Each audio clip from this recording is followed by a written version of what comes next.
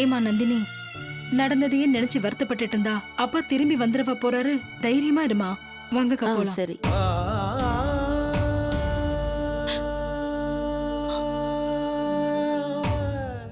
Madam, coffee சாப்பிடுங்க. எனக்கு வேண்டாம் வாசு. மேடம், நேத்துல இருந்து நீங்க ஒண்ணுமே சாப்பிடல. சாப்பிடாம இருந்து உங்க உடம்பு கெடுத்துக்காதீங்க. இந்தாங்க. என்ன கட்டாயப்படுத்தாதீங்க, எனக்கு வேண்டாம் வாசு. மேடம், ஏதோ நடக்க கூடாது நடந்து போச்சு. நீங்க அதே நினைச்சிட்டு இருந்தா உங்க உடம்பு என்ன ஆகுறது? இந்த காஃபியாவது சாப்பிடுங்க மேடம். வேண்டாம் வாசு. சார், ஹலோ, நான் சொல்றத கொஞ்சம் கேளுங்களேன். என்னங்க, இப்பதானே சொன்னேன். மறுபடியும் அதே கேட்டுட்டு இருந்தீங்கன்னா சூழ்நிலையை கொஞ்சம் புரிஞ்சுக்கங்க. போனை வைங்க. மேடம், எதுவுமே சாப்பிட மாட்டேன்னு அடம் பிடிச்சா எப்படி? அட்லீஸ்ட் இந்த காஃபியாவது சாப்பிடுங்க மேடம். சும்மா இருங்க நீங்க.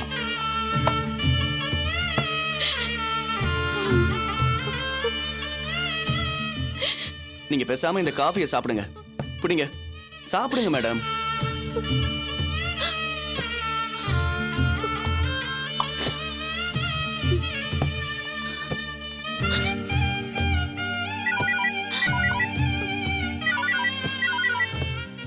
சார், ஒரு நிமிஷம். அது வந்து ஏங்க, நான் தான் உங்ககிட்ட சொன்னேன்லங்க. மறுபடியும் ஃபோன் பண்ணி டிஸ்டர்ப் பண்ணிட்டு இருக்கீங்க. சார், அது சூழ்நிலை சரியில்லைங்க. புரிஞ்சுக்கோங்க. சார், அது ரொம்ப சூழ்நிலை என்னன்னு உங்களுக்கே தெரியும்ல. யாருடா? ஆபீஸ் ஸ்டாஃப் பேசுறாங்க.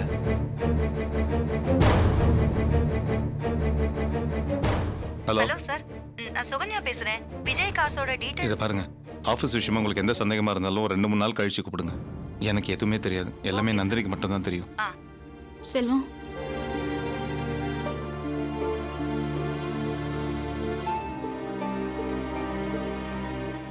யார் போன்ல? இல்ல, அது ஆபீஸ்ல இருந்தா. அவாய்ட் பண்ணாத, கொடு. இல்ல நந்தினி, பரவாயில்ல. அது பரவாயில்ல, கொடு. ஹலோ, நான் நந்தினி பேசுறேன். சாரி மேடம், நான் சுகன்யா பேசுறேன். என்ன விஷயம் சொல்லுங்க. அது வந்து மேடம், நம்ம விஜய் கார்ஸோட அவங்க டியூ இந்த மாசத்தோட முடிஞ்சது. இன்னும் 4 கார்ஸ் கேட்டிருக்காங்க. அதை சாங்ஷன் செஞ்சு காரை டெலிவரி கொடுத்துருங்க. Okay madam. அப்புறம் அந்த டிஸ்பேச்ல ராம்பாலா டிராவல்ஸ்க்கு. ஆமா, அந்த 2 காரையும் 31ஆம் தேதி அனுப்பிச்சிருக்கோம். அதோட டீடைல் என்னோட டேபிள்ல.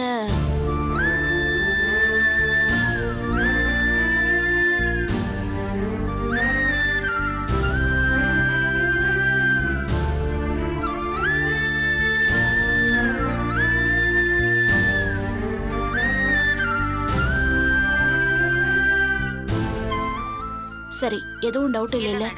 நீங்க எதுவா இருந்தாலும் எனக்கு ஃபோன் பண்ணுங்க, பரவாயில்ல. Okay madam. எப்படி நந்தினி இந்த சூழ்நிலையில உன்னால ஆபீஸ் வேலைக்கு முக்கியத்துவம் கொடுத்து பார்க்க முடியுது? நான் தான் என் அப்பாவை பறி கொடுத்துட்டு தவிச்சுக்கிட்டு இருக்கேன்.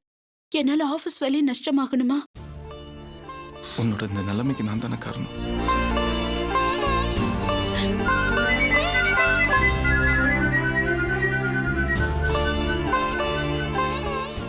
சொல்டா சிவா. செல்வம், அர்ச்சனாவை டாக்டர் டிஸ்சார்ஜ் பண்ணிட்டாங்க. வீட்டுக்கு கூட்டு போயிட்டு இருக்கேன். அப்படியா? அர்ச்சனா இப்ப எப்படி இருக்கா? அவகிட்ட போனை கொடு.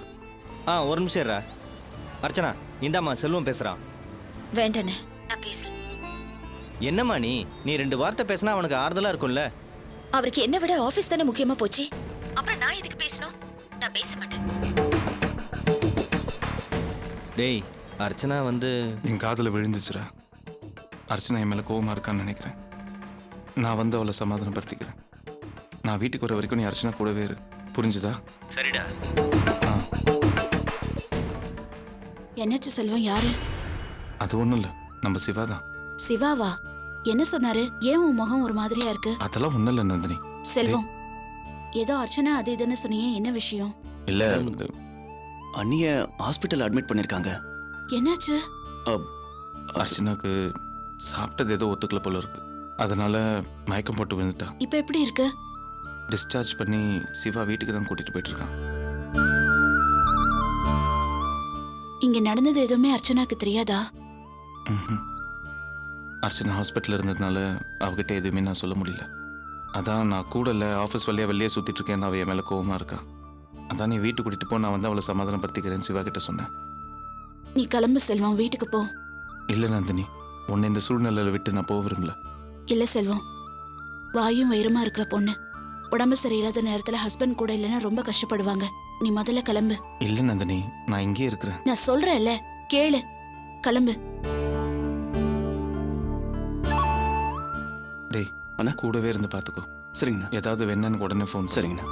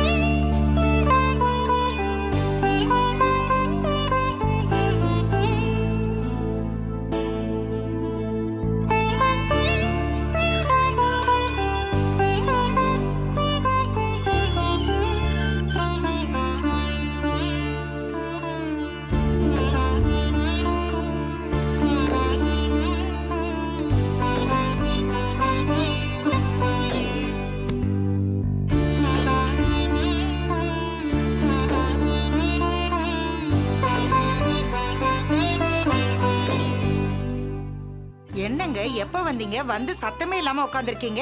என்னங்க ஆச்சு? என்ன பண்றது, விஷயத்தை கேள்விப்பட்ட உடனே சப்த நாடி ஒடுங்கி போய் உட்காந்துருக்கேன். என்ன விஷயங்க? நந்தினியோட அப்பா தூக்கு மாட்டிக்கிட்டு இறந்து போயிட்டாரு. ஐயோ, ஏங்க அவர் நல்ல மனுஷனாச்சே, எதுக்கு தூக்கு போட்டுக்கிட்டாரு? அவர் தூக்கு மாட்டிக்கிட்டு இறந்து போனதுக்கு காரணம் யார் தெரியுமா? நீதான். என்னங்க சொல்றீங்க? அவர் தூக்கு மாட்டிட்டு தொங்கினதுக்கு நான் எப்படிங்க காரணமாவேன்? நான் என்னங்க பண்ணேன்? நான் என்ன பண்ணேனா? மாப்பிள்ளையும் நந்தினியும் சம்பந்தப்படுத்தி பேச ஆரம்பிச்சதே நீதானே. அன்னைக்கு நீ பேச ஆரம்பிச்சது இன்னைக்கு அந்த மனுஷன் சாவுல வந்து முடிஞ்சிருக்கு. என்னங்க நீங்க? நான் சந்தேகப்பட்டதுக்கும் அந்த மனுஷன் செத்ததுக்கும் என்னங்க சம்மந்தம் இருக்கு? சொல்றேன். மாப்பிள்ளை மறுபடியும் குடிக்க ஆரம்பிச்சிட்டாராம்.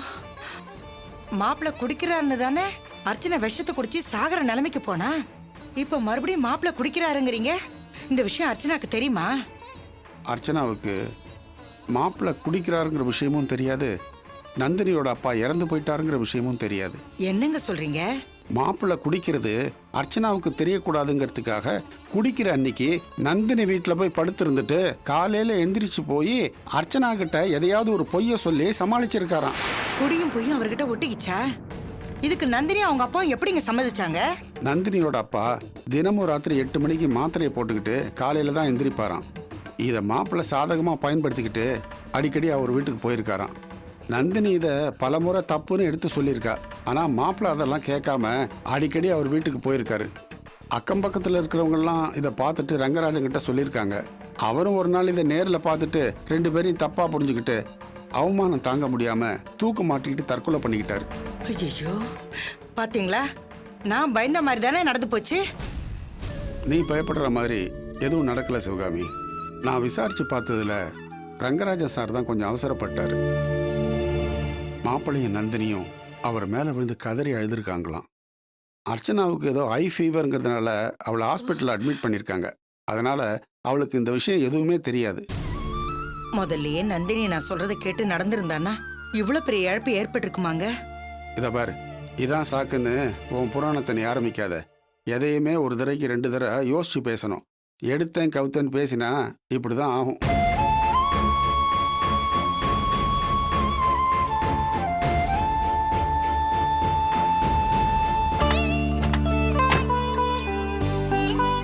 இந்தாங்க, கொண்டா. குடிங்க. மெதுவா பார்த்து மெதுவா கூட்டு. பாத்துருச்சுனா.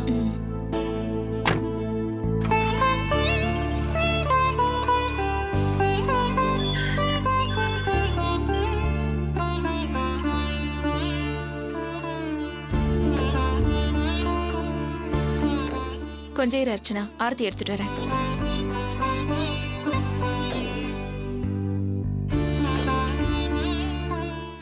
எங்கண்ணா இவர் இன்னும் காணோம்? அதுமா இன்னும் கொஞ்ச நேரத்துல வந்துருவாமா.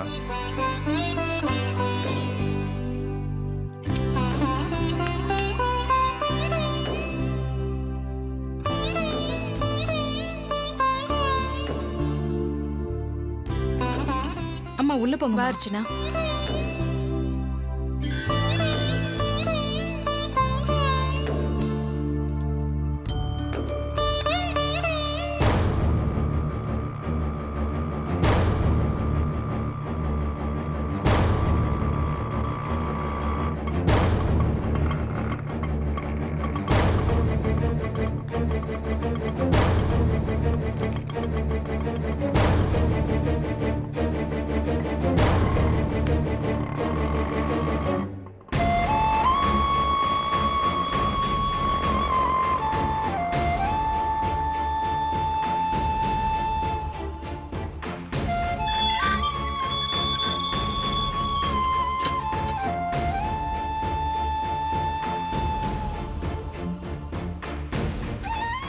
இது காலையில் மத்தியானம் நைட்டு. அப்புறம் இந்த மாத்திரை காலையில் 2 நைட்டு 2. அப்புறம் இதுதான் நீங்க என் மேல வச்சிருக்கிற அக்கறையா? இந்த அர்ச்சனா,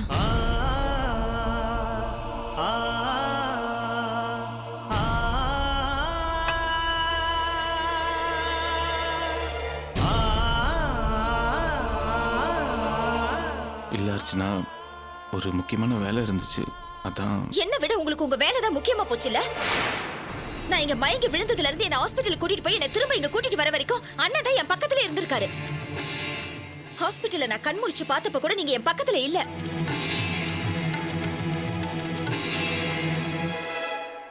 எப்போ உங்களுக்கு பணம் வசதி வாய்ப்பு வர ஆரம்பிச்சதோ அப்பல இருந்து என் மேல இருக்கிற பிரியம் குறைஞ்சு போச்சோன்னு எனக்கு சந்தேகமா இருக்கு. எனக்கு ஏதாவது ஒண்ணுனா துடிச்சு போற நீங்க நான் ஹாஸ்பிட்டல்ல இருக்கேன்னு தெரிஞ்சோ ஆபீஸ் தான் முக்கியம்னு என்ன பார்க்க வராம இருந்திருப்பீங்களா? அப்படி இல்லை அர்ச்சனா, ஒரு தவிர்க்க முடியாத வேலை, அதான் முதல்ல கூட அப்படிதான். வேலை இருக்கு, மீட்டிங் இருக்கு, அப்படி இப்படின்னு எனக்கு தெரியாம போய் சொல்லி குடிச்சிட்டு இருந்தீங்க. இப்பவும் எனக்கு தெரியாம குடிக்க ஆரம்பிச்சிட்டீங்களா? என்ன அர்ச்சனா, ஏன் இப்படிலாம் சந்தேகப்பட்டு பேசுற? நீங்க தான் வரலனா நந்தினி கூட என்ன பார்க்க வரல. உங்க 2 பேருக்கு என்ன விட பிசினஸ் தான் முக்கியமா போச்சுல. வாயும் வயிறுமா இருக்கிற பொண்டாட்டிக்கு என்ன ஆனாலும் பரவாயில்ல, உங்களுக்கு பிசினஸும் அதனால வர பணமும் தான் முக்கியமா போச்சுல. போதும், நிறுத்து அர்ச்சனா. எந்த நேரத்திலையும் உன்னையும் உன் குழந்தையும் தவிர தொழிலையும் பணத்தையும் பெருசா நினைக்கிறவங்க கிடையாது. நந்தினியோட அப்பா இறந்துட்டார் தெரியுமா உனக்கு? அந்த காரியத்தெல்லாம் கூடவே இருந்து முடிச்சுட்டு வரா, அவனை போய் தப்பா பேசுற? என்னன்னு சொல்றீங்க? நந்தினியோட அப்பா இறந்துட்டாரா? ஆமா அர்ச்சனா, தூக்கு போட்டு தற்கொலை பண்ணிக்கிட்டாரு.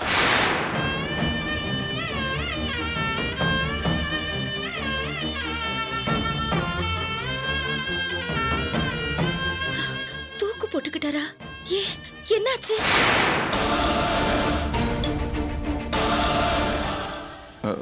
அது நந்தினியோட வாழ்க்கையை நினச்சி வேதனைப்பட்டுக்கிட்டே இருந்திருப்பார் போல இருக்கு.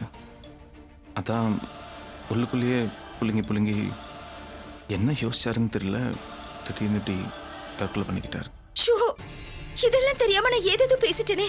நான் உடனே போய் நந்தினிக்கு ஆறுதல் சொல்லணும். அர்ச்சனா, அர்ச்சனா, அர்ச்சனா நில்லு. வேண்டாம் அர்ச்சனா, இந்த நிலைமையில நீ அங்கே போக வேண்டாம். நந்தினியோட அப்பா இறந்துட்டாருன்னு தெரிஞ்சதுக்கு அப்புறம் நான் எப்படிங்க போகாம இருக்க முடியும்? அப்படி இல்லை அர்ச்சனா, நீ இப்போ வாயு வெறுமா இருக்க.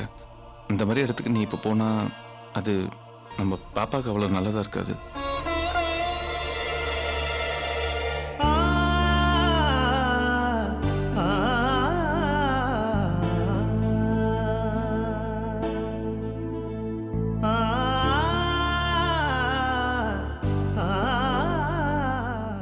ஏற்கனவே 2 தடவை நம்ம குழந்தைய இழந்துட்டோம்.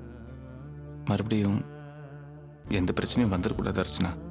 நான் நந்தினி கூடவே இருந்து செய்ய வேண்டிய கடைசி காரியத்தெல்லாம் செஞ்சு முடிச்சு தான் வந்திருக்கேன். நீ இப்போ போலன்னா நந்தினி தப்பா எடுத்துக்க மாட்டா, அவ புரிஞ்சுப்பா.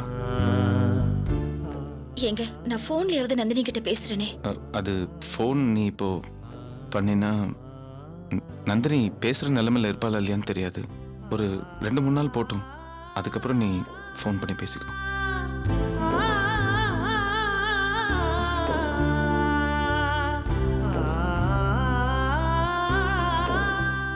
ஆமா அர்ச்சனா, உன் உடம்பு கொஞ்சம் குணமாகட்டும், அப்புறம் நேர்லயே போய் பார்த்துக்கலாம்.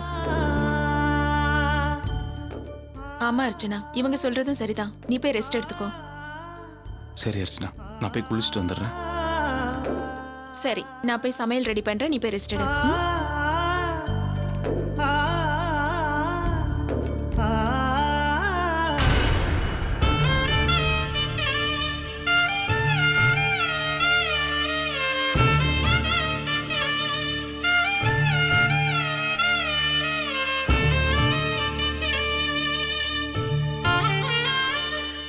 மேடம், நான் போய் டிஃபன் வாங்கிட்டு வரட்டுமா? ஒன்றும் வேண்டாம் வாசு. மேடம், இப்படி சொன்னா எப்படி மேடம்? வெறும் டீ காஃபி மட்டும் தான் சாப்பிடுறீங்க. இப்படி சாப்பிடாம இருந்தா உங்க உடம்பு என்னத்துக்கு ஆக்குறது? பக்கத்துல தானே ஹோட்டல் இருக்கு, நான் போய் டிஃபன் வாங்கிட்டு தர்றேன். 2 மினிட்ஸ்ல வந்துடுறேன்.